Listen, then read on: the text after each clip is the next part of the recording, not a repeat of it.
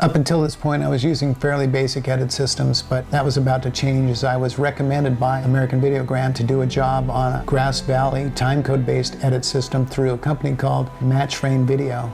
This began the Matchframe Era. This kind of system is a linear tape-to-tape, one shot after the other system where you lay one shot down and then the next and the next and next. And if you want to do a pull-up or lengthen the shot after the fact, you have to go to yet another tape. And when you do that, you lose a bit of a signal generation loss. You can fix that, but it's kind of a problem. Nevertheless, it's a process that requires a lot of decision-making in advance. You get it right and move on. Later on, we come into nonlinear editing, the kind of systems we're using today. At the time, the only kind of nonlinear editing you could do was film editing.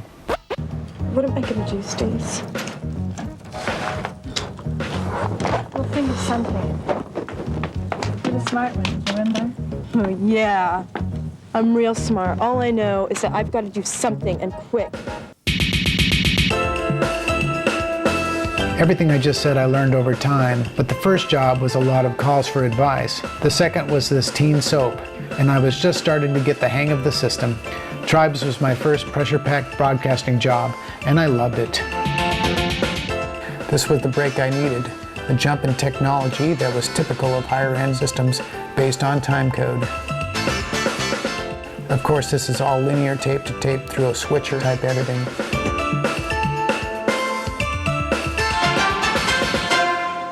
I love cutting dramatic action. The location shoots were done with 2, sometimes 3 cameras. You're my cousin, my best friend. I'm not gonna let anybody do this to you and walk away. It wasn't like I was attacked. I don't know. I was crazy or something. Why isn't he helping you? Does he know you're pregnant? Stop it! I hope Billy doesn't spill his guts. I feel bad, man. I didn't even look at the answer sheet when I printed it. I should have seen that flip-flop. In the studio, we had the director's live line switch tape and 3 ISO tapes to tweak any mistakes or to tighten a scene. Common time code makes syncing the tapes easy. That's how it's done. The editor's also responsible for matching color between tapes. It's really online editing all the way through. This could be our way out. I mean, we could say they stole the test. We didn't.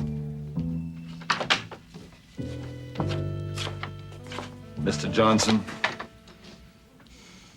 Funeral time. It is with great humility that I have to admit I was fired from this job.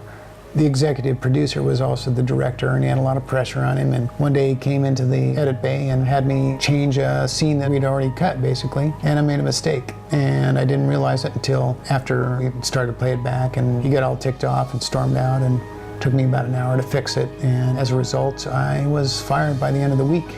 I later learned that 3 editors were doing the same job that I and my post-producer had been doing, so I didn't feel too bad about it. And one of the editors back over at Matchframe took me under his wing, showed me the ins and outs of the online bay, and when they began hiring me for other jobs, I became a much stronger editor.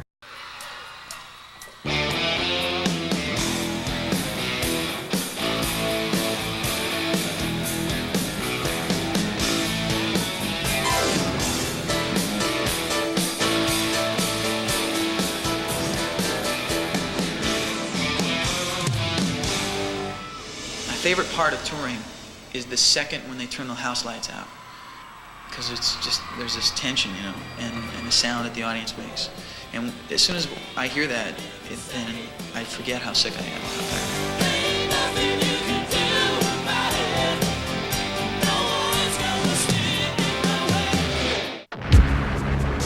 Stalin's machine went to work, forged an iron curtain around Eastern Europe, and built the largest army on Earth. I always liked this piece because of the complexity of the images I was challenged to combine, along with my interest in the subject. 2 superpowers were born. They said we were trying to control the world.